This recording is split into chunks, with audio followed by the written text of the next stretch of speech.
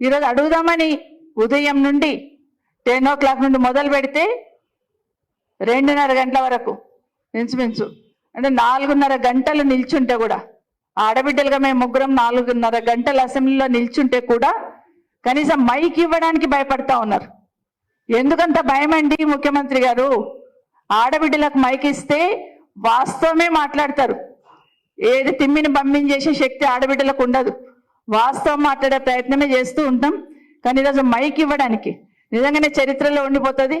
రేవంత్ రెడ్డి గారు ముఖ్యమంత్రిగా ఉన్నప్పుడు, కాంగ్రెస్ ప్రభుత్వం అధికారంలో ఉన్నప్పుడు అసెంబ్లీలో ముగ్గురు ఆడబిడ్డలు 4:30 గంటలు నిలబడితే కూడా మైక్ ఇవ్వలేరనే మాట చరిత్రలో ఉండిపోతుంది. ఖచ్చితంగా మార్పు తీసుకొచ్చున్నారు మీరు. నిజంగానే ఆ సీట్ సైడ్ చూస్తూ ఉంటే ఈరోజు ముఖ్యమంత్రి గారు కూర్చున్న సీట్ సైడ్ చూస్తూ ఉంటే ఎలాంటి మహానుభావులను ఆ సీట్ మీద చూసాం కదా.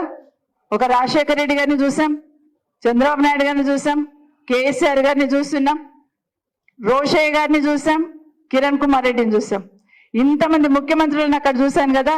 అక్కడ ఎవరన్నా ఒకరు అందరు కనిపించారు ఈరోజు మాకు. అక్కడ వాళ్ళు ఉండుంటే అయ్యో ఆడబిడ్డలు నిల్చున్నారే, ముందు వాళ్ళకు ఒక అవకాశం ఇవ్వండి, మిగతా తర్వాత మాట్లాడదామని మాట్లాడేవాళ్ళు. కానీ మేము నిల్చుంటే వాళ్ళ మొహాలలో రాక్షసానందం కనిపించింది. ఆశ్చర్యం వేసింది నాకు. ఒక్కరికైనా కనీసం ఒక్కరికైనా గిల్టీగా ఫీల్ అవ్వలేదు. 4:30 గంటలు ఆడబిడ్డలు నిల్చున్నారే అని ఒక్కరైనా గిల్టీగా ఫీల్ అవ్వలేదు. పైగా రాక్షసానందం పొందుతున్న విషయాన్ని ఈరోజు నిజంగా చాలా బాధ అనిపించింది.